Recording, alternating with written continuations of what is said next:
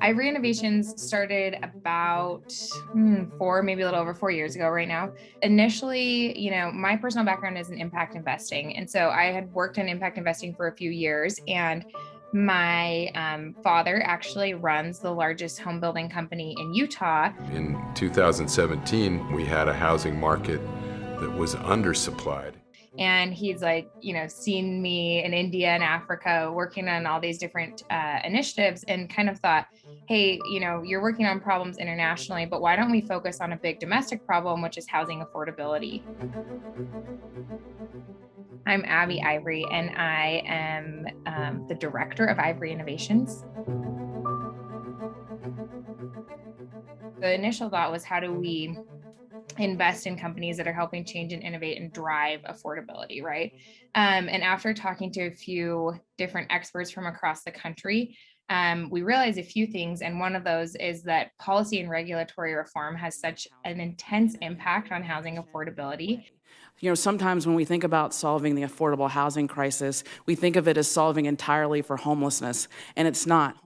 And so how do we combine that with this investment side? And so what we ended up coming up with was a program called the Ivory Prize.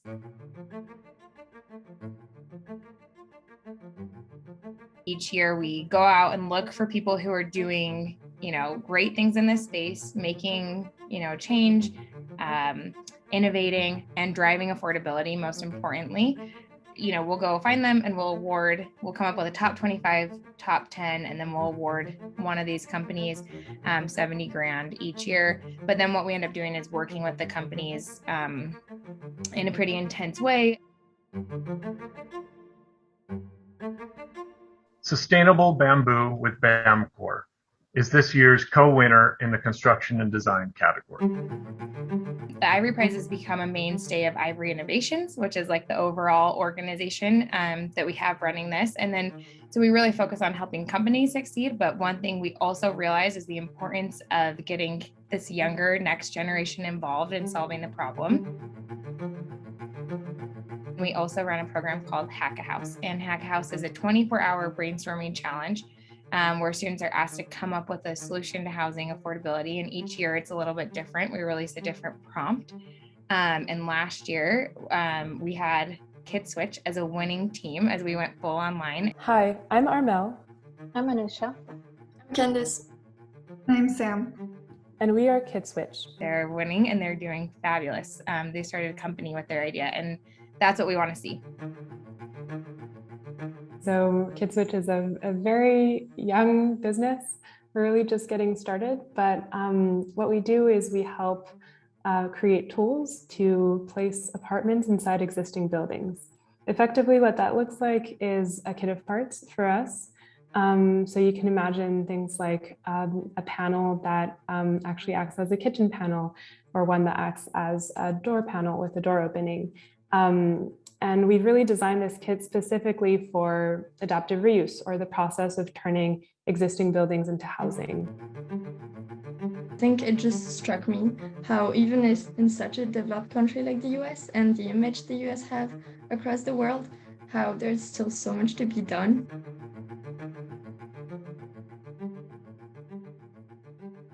At the end of the day, what we're trying to do is really build more homes for people. And keeping that top of mind and being able to use that as a sort of directing force has been really, really important for us. People are aware that it is a human problem. For instance, a lot of people bring to us the issue of zoning. Oh, but if you convert a building from commercial to residential, how are you going to do it if it's not zoned to do so? But I think it's because people associate actually rigid mentalities to rigid policies, and people think it's not doable. And so first, what we typically answer with our mail is that we've looked at it and zoning is more flexible than people would think. We were really thinking about the fact that there was increasing vacancies, and parallel to that, just increasing housing insecurity. And when we looked at our industry, construction, a set of available options, but we really wanted to increase the different tools that were available to be able to utilize the buildings we have.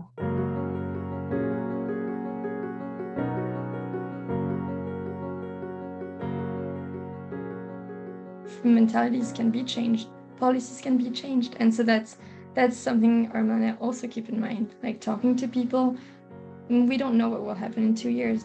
We have opportunities to change zoning, to change law, and so I think the human problem, as much as it is a human problem, is also a human opportunity to change people's mindsets. Change is always hard for people, and a lot of times more housing means change. And so, helping people find the truth within the change, I think, is important. We'd like to hear what you think about the topic. Leave us a comment below. And be sure to subscribe to our Solutionaries channel. We're just getting started.